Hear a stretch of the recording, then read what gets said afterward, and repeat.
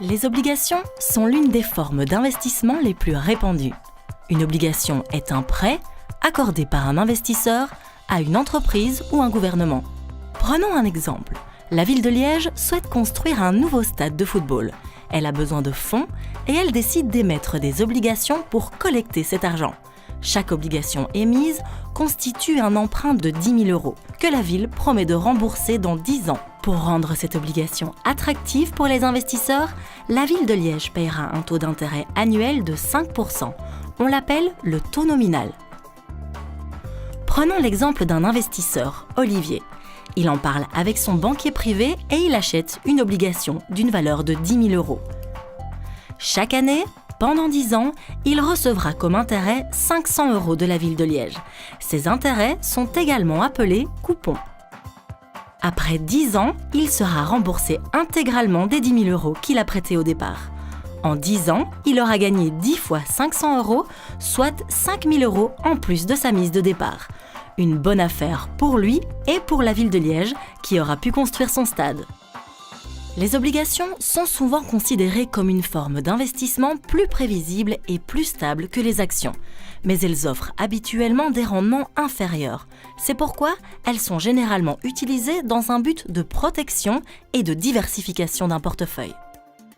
Bien entendu, comme tout investissement, les obligations ne sont pas sans risque. Par exemple, il est possible que l'émetteur ne soit pas en mesure de rembourser le capital. C'est ce que l'on appelle le risque d'insolvabilité ou de défaut. La plupart des gouvernements sont considérés comme des émetteurs fiables. Ils émettent donc des obligations avec un rendement plus faible. Les obligations d'entreprise présentent généralement un risque de défaut plus important parce qu'elles pourraient faire faillite par exemple.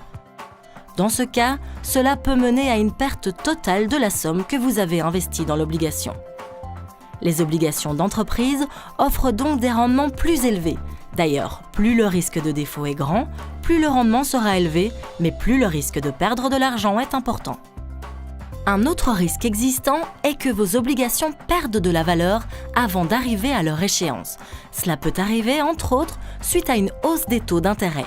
Dans ce cas, si vous souhaitez vendre vos obligations avant la date d'échéance, vous allez devoir accepter un prix plus bas que le prix d'achat. Cette relation entre le taux d'intérêt et le prix des obligations vous sera volontiers expliquée plus en profondeur par votre banquier privé.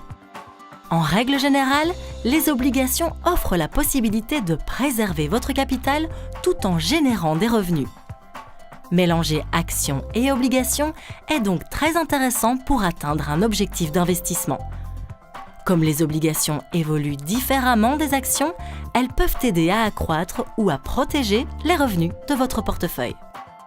Voici, de manière simplifiée bien sûr, comment les investisseurs utilisent les obligations. Si vous souhaitez en savoir encore davantage sur celles-ci ou sur d'autres formes d'investissement, nous sommes là pour vous aider.